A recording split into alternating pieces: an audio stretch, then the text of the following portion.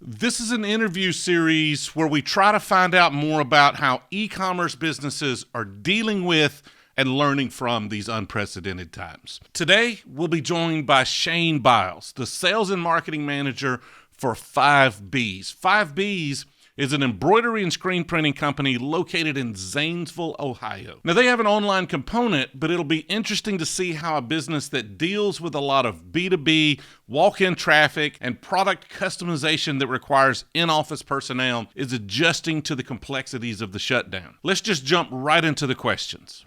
Since the pandemic has hit, how has demand changed for you and how have you adjusted to it? Surprisingly, on the retail side, the demand has actually grown. Um, since everything that's been going on, a lot more people are at home, a lot more people are using social media, and a lot more people have been online. So, actually, being someone that focuses on online retail and does a lot of social media advertising, we've actually seen an increase in demand the last few months versus the opposite. So what changes have you made to accommodate those increased ordering? I mean, a big part of it would be on the back end. Kind of a lot of changes have happened for the fulfillment side, for the pick, pack, and shipping side. Um, when we've seen an increase in demand and we have more work to do, but we have less workers to do it, it presents a lot of its own challenges. So something we've had to do is kind of stagger our start times, stagger our breaks. That way we can kind of keep the same amount of people working, but decrease the overlap and things like that. Those are some of the big changes that we've made to kind of keep up with the demand that we've now started to run into. Have you needed to hire more staff? We've had to transfer more staff into that department, but we've kind of done that, throughout other departments where maybe someone would have been laid off if they stayed in their original job role. We were able to bring them back, but kind of repurpose their duties and have them help more on that fulfillment side. So again, to kind of answer your question, we haven't been hiring a bunch of new people, but we've been able to bring more people back, maybe kind of shift their responsibilities and their roles. That way, the people we've had long term relationships with, we're able to take care of them first, get them back in the building, get them working again in a safe environment. So that's kind of how we've approached that situation. So do you anticipate those relationship and role changes to be permanent, or do you anticipate shifting them back to their previous role as things start to settle down? Right. We definitely anticipate getting them back into their traditional roles. We think that, once we get a majority of our workforce back, that we will start to hire some of those new employees and kind of keep addressing that growth and that flow of business we've generated or the influx we've seen through all this. But our main goal is to get people back to where they've been working, kind of get back to that 90, 100% mark, and hopefully still have that same demand and need to bring on new people on top of it. Have you had to add remote work capabilities for any of your staff? We've definitely added some remote working capabilities. It's not something that we could do on a mass scale. The way our business operates, it's very factory oriented in the sense there's a lot of machinery that needs ran. There's a lot of physical labor that needs done. So there's only so many positions that we could allow to work remotely. But me, with my background in marketing, I had multiple people in my department working from home. Because on the sales and marketing and advertising things side of things, there's a little bit more flexibility. So in those departments, yes, we have added those capabilities. In other departments, we really didn't have that luxury. And you touched on this a little bit already, but with social distancing rules, what are you doing to comply with those rules and still fulfill orders?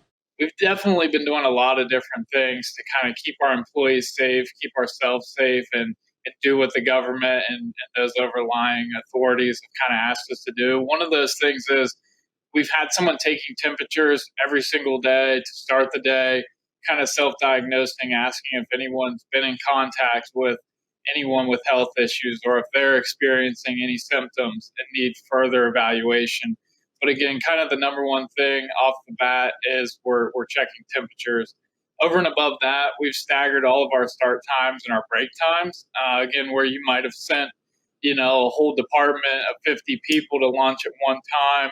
We've started to stagger those out to kind of keep down the groupings, keep everyone spaced out. Again, kind of marking clearly, in specific work areas where people are standing. We have an apparel prep department where we actually fold, bag, sticker, tag a lot of different products before they go out the door.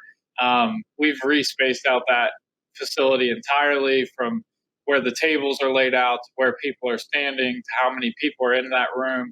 Again, there's a lot of things across the board we've tried to do to do our part and keep everyone safe. How, if at all, have you changed your marketing strategy during these times? A few different ways. Over and above the product level and kind of adjusting the actual products that we're offering during this time. On the marketing side, we've kind of really taken an approach to positivity and to awareness. Basically, we realized that there's a lot of negative things floating around about everything that's been going on, and one of our big main focuses was to just spin this in a positive light as much as possible. Just show people that we will get through this. That people are there for them. They want to make people happy. And just that there's a light at the end of the tunnel. So if our marketing has changed in any way, I think that's kind of been the approach behind it. Is let's not drive this with fear. Let's try and show people that there is positives that can be found throughout this, and that's kind of been our approach. So, with sales increasing, have you had any difficulties with your suppliers? We actually have ran into a few issues with our suppliers. A lot of that is on the blank goods side of things. So again, as a retailer, we're producing original designs. We're producing them ourselves with screen print and embroidery machinery. Kind of where our biggest choke up has been, since we control that, is the blank goods side, because that's the one thing that we do source, and bring in to decorate. And we've seen factories that are producing the garments actually close down, limited amount of fulfillment on their side. So again, getting our shipments moving and on the ground. That's kind of been our biggest struggle is things have been good, but as we sell through our products, we're having a little bit more trouble replenishing them, getting those blank goods back into the building. That way we can fill our holes. Is there anything you've been able to do to overcome those difficulties? Yeah, I mean, again, during these challenging times, we've kind of had to look for various other options, communicate with other suppliers. Again, kind of the approach behind that is just, maybe not replacing some of our core partners, but just having a backup plan. I think if this has shown us anything, that having a good backup plan, a good fallback plan is definitely important to have. With all the uncertainty, from this and the economic fallout, how are you managing costs? Early on, we took a very conservative approach. Basically, we didn't know how long this was going to last, how it was going to affect us personally. A lot of questions companies were asking. So we did really choke things back and get very lean. We weren't doing any more advertising than we needed to. That doesn't mean we weren't doing any advertising at all, but we weren't getting carried away. Management was definitely vetting our purchases a lot closer. And again, we got lean, we got tight, we got smart, until we found out where we were at, until we had an idea of how long this would take, how successful we were going to be throughout. Again, as we started to see that sales really weren't falling off, sure, we kind of reduced some of those restrictions. We started advertising a little bit more to kind of generate that cash and stay afloat. But at the same time, it was done very cautiously, until we really got an idea of what was going on. What kind of long-term impacts do you expect to your business once we're back to business as usual again? I think one of the biggest long-term changes that I expect is just, the supply chain for all the PPE products. Again, during this time, we actually started repurposing some of our embroidery machines and our decorating machines to actually cut and sew masks. So we were able to produce masks for the local hospital free of charge. we were able to sell those masks through our retail outlet to customers who needed them. And I expect to continue to produce those and sell those for quite some time. Again, this has been a global pandemic, and we've seen, the increase in PPE rise across the board, in all areas and in all ways. So again, being in retail, selling products to end users, I can definitely imagine us having masks in our product line, for months, if not years to come, depending on, the fallout of this. What have you learned from this experience that will permanently change how you do business? I think one of the biggest things that we learned from all this is just, again, it's smart to have a plan, and expect the worst. Again, when business is good, it's good, but that doesn't mean that things can't take a turn for the worse. So again, just having a good grasp on your advertising budgets, on your spend, on your profitability, and again, having a good backup for your suppliers and things like that. All the things we've kind of touched on leading up to this, is something I think will continue to happen and benefit us over time. Again, this came out of nowhere. It's something you can't control. It's something you don't expect, and making sure you're in a position to adjust and adapt, is the biggest thing. Are you expecting any long-term changes to your industry from this? I think being in the retail realm as well as the contract embroidery screen print realm and kind of that promotional products realm, I think there definitely will be some long-term changes. Again, one of those being PPE, being an embroiderer and having those machineries and things like that at our disposal. We've seen a lot of people in our industry kind of switch their approach and repurpose a lot of their machinery to kind of fill that void and fulfill that need.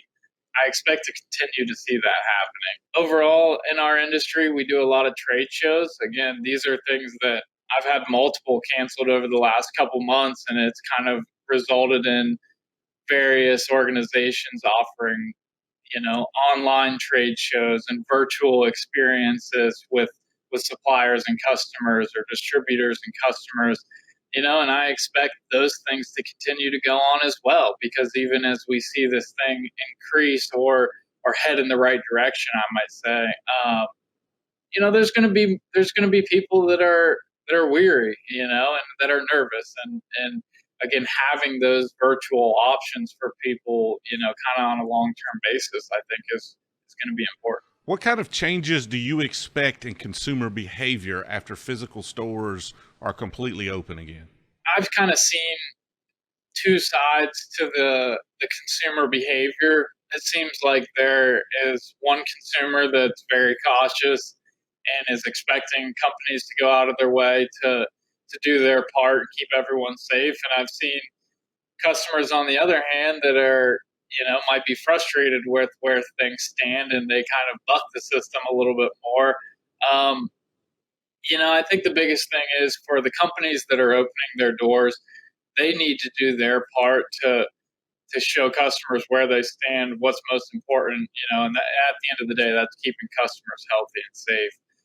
So I think that from the customer's point of view, it's going to be important to understand that we're all in this together, and we're doing what we feel is best for you guys. And if you guys can continue to support that, give us business, visit our stores, we're all going to be better because of it. But again, keeping the customer happy is what all of us businesses strive to do, and I think we kind of have to listen to them, and, whatever they feel is best is what we're going to have to try and do. What was the biggest surprise for you with this current economic situation? I think the biggest surprise for me was just, how quickly it escalated.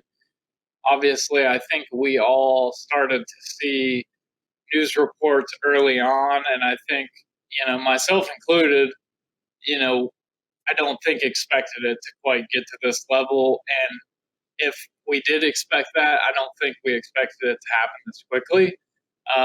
Granted, we had a lot of warning signs. A lot of professionals kind of telling us to expect that. But again, kind of my approach and the way I saw it, the people closest to me, I think the biggest surprise is just how quickly all of this came upon us, and how little time we had left to react and adjust and plan. If you could go back a year to the beginning of 2019 and do that year completely over, knowing what you know now, is there anything you would do to better prepare for something like this? I think knowing what I know now, going back, I would definitely have a better plan for getting more people working in a remote setting or a satellite setting.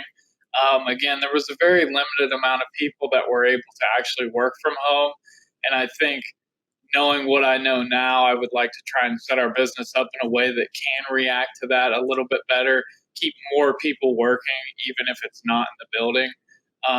Again, we were one of the fortunate companies to have, growth or an increase in sales during this time, and keeping more people working, keeping more people involved in that, I think might have even bolstered our success. This is one in a series of interviews we've done with various businesses to learn more about how they're adjusting, because every business has different challenges. If you want to see more of these, check out the description of this video for links to more of these interviews, or click on this video I'm popping up on the screen here. I've also included a completely different type of video that you might be interested in. I appreciate you watching, and I'll see you next time.